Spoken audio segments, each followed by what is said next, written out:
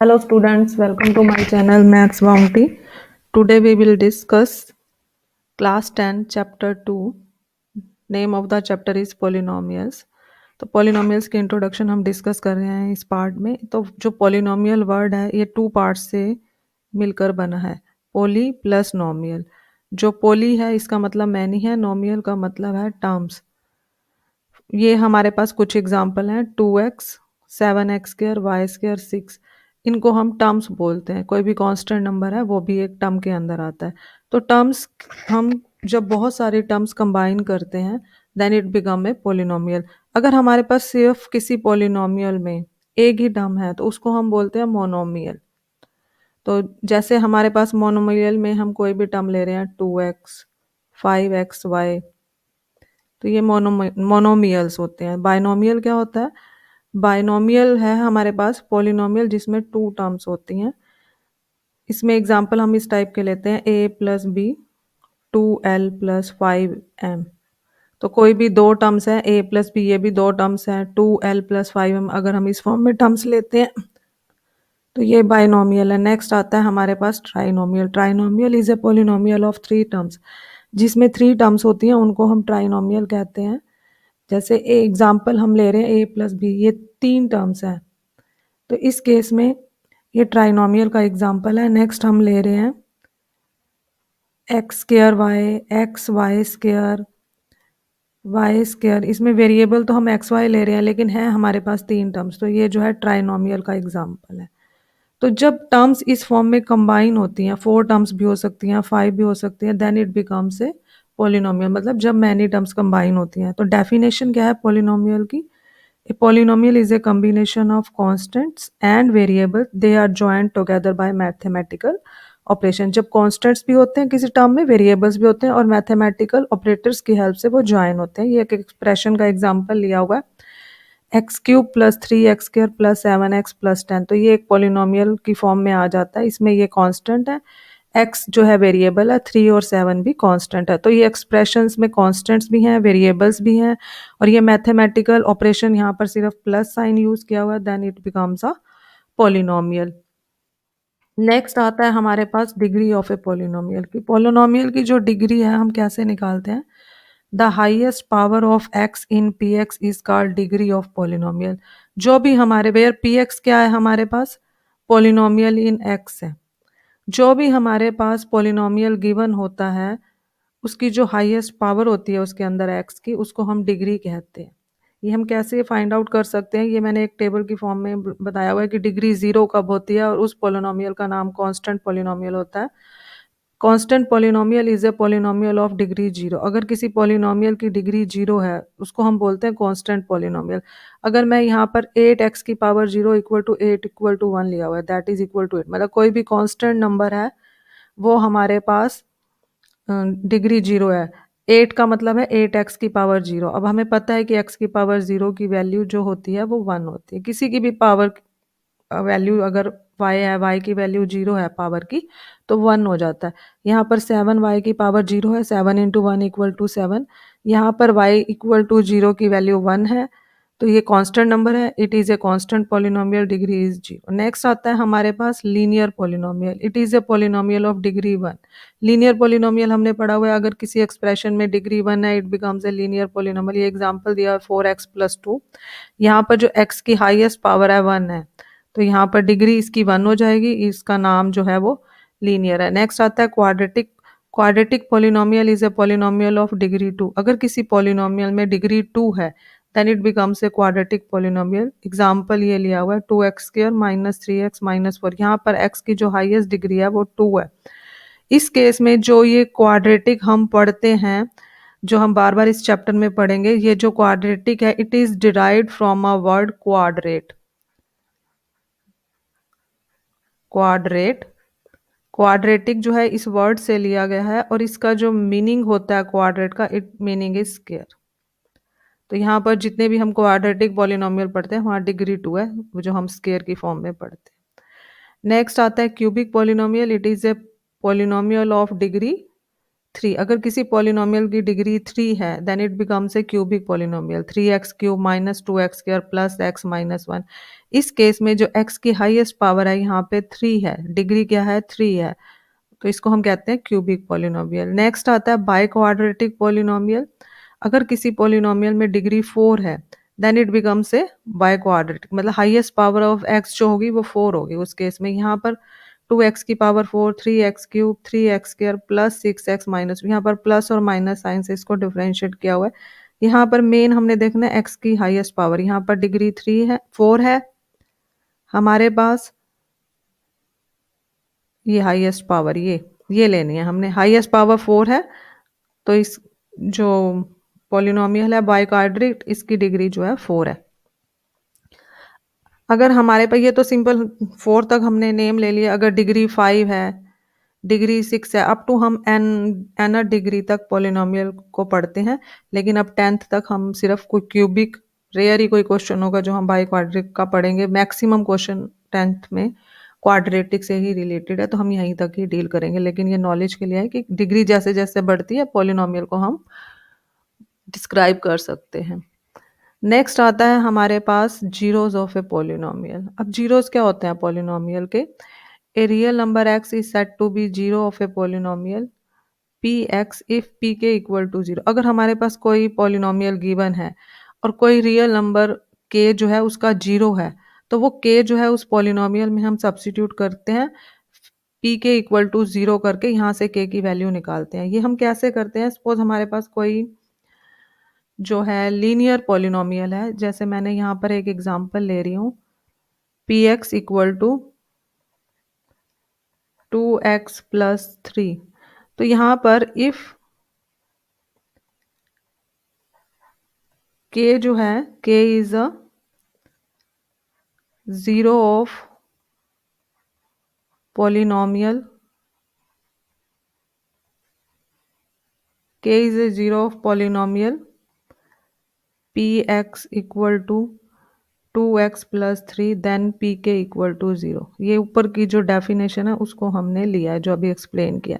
मतलब अगर k इस पॉलिनोमियल का जीरो है तो x की जगह हमने k पुट करना है, तो ये जो पॉलिनोमियल है इसमें क्या चेंज आएगा? 2k plus 3 equal to zero. ये कांस्टेंट है, इसको उधर ले जाओ, 2k इक्वल टू माइनस 3, तो यहाँ से k की वैल्यू आ जाएगी -3/2।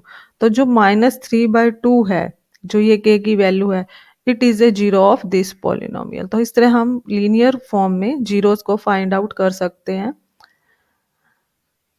नेक्स्ट एक और एग्जांपल ले रही हूँ। सपोज हमारे पास लीनियर पॉलिनोमियल है,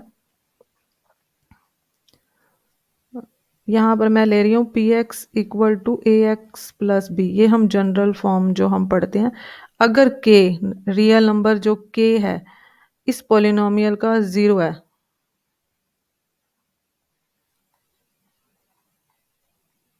ये जो डेफिनेशन ऊपर बताई है, if k is a zero of p x equal to a x b, तो k जो है इस पॉलिनोमियल को सेटिस्फाई करता है, then p k equal to zero.